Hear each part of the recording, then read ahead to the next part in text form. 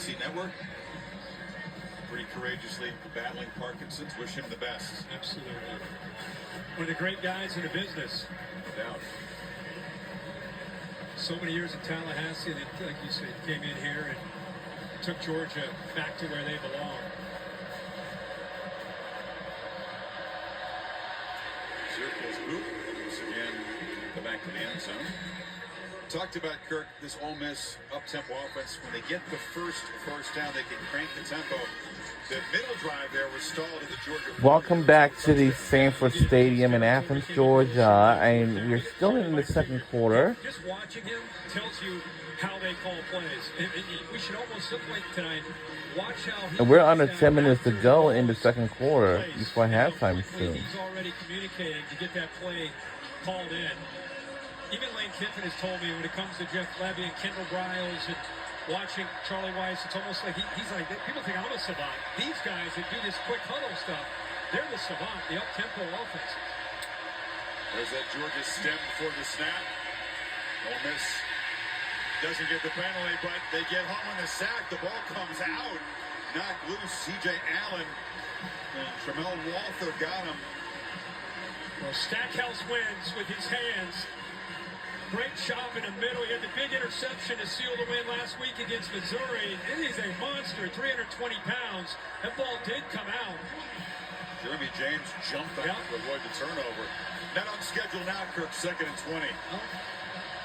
Man coverage took away every receiver and allowed the big man Stackhouse to get home. First sack for either side tonight. And the crowd has come to life. Dart took a peek downfield and then just gets swallowed up by Walter at the line of scrimmage. This is the Georgia defense of this series these fans are used to seeing now. What a job here, and you're right. What a get-off there. Ole Miss just overwhelmed. First time we've seen it tonight. Crowd's really into the game right now, and the offensive line. That's the Rico marching band. I think it's just a quickness up front, especially on that last play by Walthauer. Tyrion Ingram Dawkins in there. Got the pass rushers in on 3rd and 20. And then just hand it off. That's kind of a, you got us this series. Judkins grabbed by Damon Wilson. A 3-and-out for the Rebels. Backwards 3-and-out. That's what Kirby Smart, Glenn Schumann, what we talked about. They go to the sideline, they try to make adjustments. That adjustment is just, we're going to be better than you at the line of scrimmage on this series. 3 straight plays, the D-line dominates. Gresham is in the punter. It's a low boot. And a flag is down. They hit him after the punt. Hughes made the fair catch and checked the contact. There's no foul for running into the kicker. The kicker was outside the tackle box. First down, Georgia. Well, he's an Aussie, and if you roll out and get out of the traditional punter's position, they can knock you down. They did. So no flag. It was a low boot of 47 yards. So Georgia takes over. Holly? Well, guys, tomorrow on ABC and ESPN, there's a women's college basketball doubleheader. 1 Eastern on ABC. Maryland takes on South Carolina. Then it's UConn versus NC State at 3 Eastern and at 5 p.m. Eastern here on ESPN. Indiana plays Stanford. All of these games are also streaming live on the app. I am going to the UConn-NC State game. I can't wait to see Paige Beckers back. AZ Flood, they are at full strength, and UConn making some. Is it upset alert for the number 2 team, you think? I don't think it's upset alert. I think they're in good shape. But South Carolina, you want to tune into that one too. They have the best freshmen in the country. Malaysia made a big splash. Looks like I hear Holly Rowell's reporting about what's going on. Harris, are you kidding me? hoops tomorrow. UConn number 2 on the road early.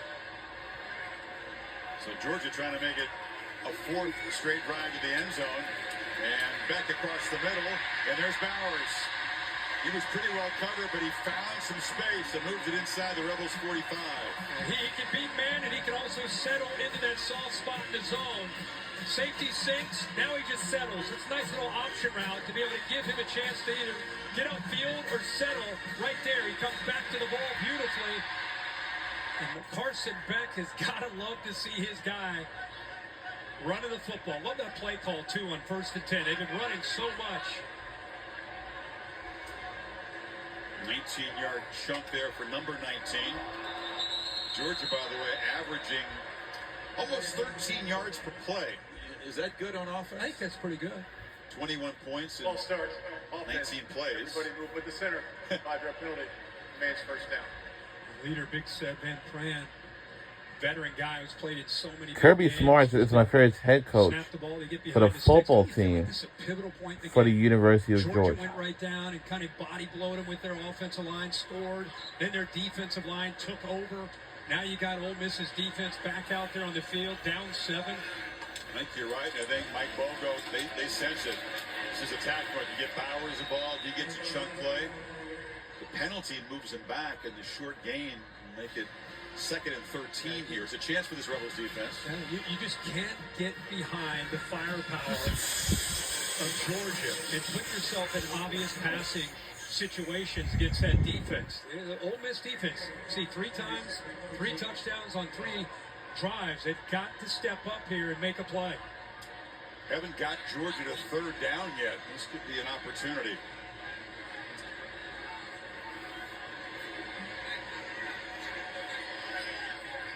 Showing pressure there. That's why he's hesitant. They clock at 2. Beck coolly checks it down and finds Edwards, who spins into first down territory there. Looked like he was going to go out of bounds, but spun in front of DeAndre Prince. Beck sees this. He says, all right, I'll just have an answer for that. Sanford Stadium in Athens, Georgia, of the University of Georgia. The football team for Georgia Bulldogs are the toughest team to face against. They wanted to kick butts, and I know that's right. They surely do. Because we never lose any of the games at all. In the backfield, Beck keeps it. A little trickery there, and he's just going to roll for about 7 yards.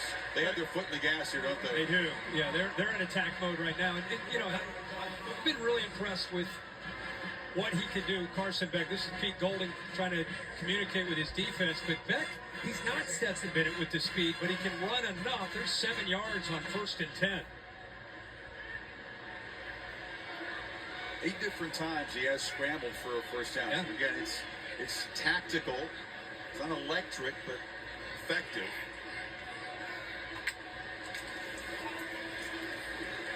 Edwards grabbed him around the ankles. He is made by Tennyson. A lot of movement from Ole Miss all year. That's how they're going to have to win tonight. They don't have the size to match up with Georgia. So what do? You do your own version of stemming and slanting. Finally get them to a 3rd down and short.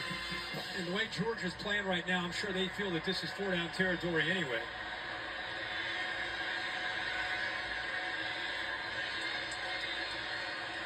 Milton is the back. He's got the ball, and he's got a first down. Hammers down into the red zone. Kind of all you can do is put 9 defenders up close to the line of scrimmage.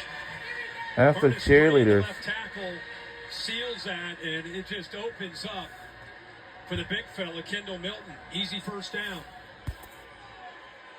One of the drawbacks of Ole Miss's own offense being up-tempo is when it doesn't work and you go off the field after a 3 and out, you put that tired defense right back out on the field. It only took the first sack of the game to really disrupt things for Ole Miss the last possession. Bowers is a blocker from McConkey on the edge. And Ladd dances around, finally knocked down by Tennyson.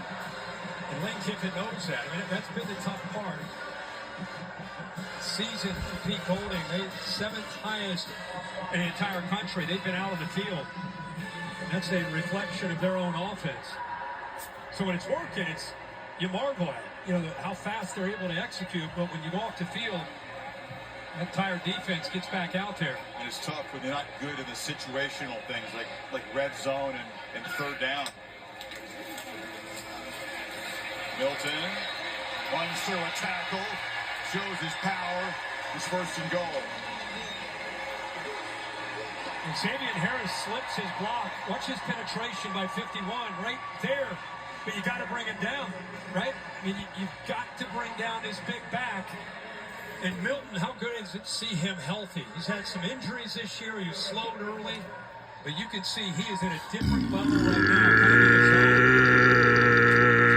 his zone. All year. He saw his dad hanging out with Carson Beck's dad last night. They're good buddies. Yeah, throw him in.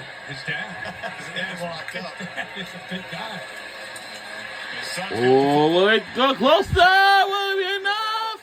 Yes! Touchdown, Georgia again. by the red and black. And they stretch the lead. Good double team there on the right side. Tate Ratledge, watch the right guard. Helps there, tries to get up to the backer, but he just presses the line of scrimmage, gets behind that line, and then works back to his right, just getting the grass.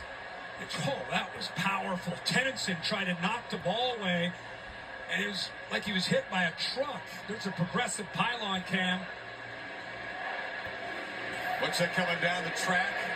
No doubt about that. Wow, we're under 3 minutes to go in the second quarter before halftime. It looks like the Bandits just made it their way and getting in place. Approaching 300 total yards. We're going to review to just make sure that he broke the plane before his knee touched. Mitchell Wilkins is the replay official for this SEC crew. He's airborne, though. I mean, it looks pretty Mitchell obvious. Wilkins is the replay official for the SEC One crew. of our veterans that we are saluting tonight. There's the ball breaking the plane. The elbow there, Bill. See the right elbow touch? Watch the right elbow and see where the football is. It's the elbow at the goal line. What do you think, Bill? Hard to see the football. It is. This is a tough, even though we got a pretty good view here, we can't see the ball when the elbow touches. But it looks to me where he had it, they're going to have to go stands on this and go touchdown. Here's a peek there. Elbow down. That won't show clearly whether the nose of the ball is across the plane. But I agree with you. You got to have very clear evidence to take the touchdown away. Exactly. We'll go touchdown. Yeah, I'm with you, Bill. I appreciate the Army hoodie that you're wearing tonight. Is that a vintage piece that you got on? No, hey, I'm glad I brought it, especially on today. It was a little chilly and damp up here, so it is. It's Looking coming in sharp. handy. Looking sharp. Thank you. But Georgia in the red zone. After 3 video times, review, 3 touchdowns. the ruling on the field stands. Touchdown. Yes! Touchdown, Georgia! Play spins! They're feeding off each other. Edwards and Milton healthy. They're both really tough physical guys who each average more than 5 a carry. Hard to bring down. And having those guys behind an offensive line that's getting healthier. Bowers coming back down the stretch run. Hard to beat this team. Different offense. Don't judge Georgia on who they've been the first half of the season. You start judging Georgia right now that they're healthy. They're like Michigan, right? They had a weak schedule. And it's good!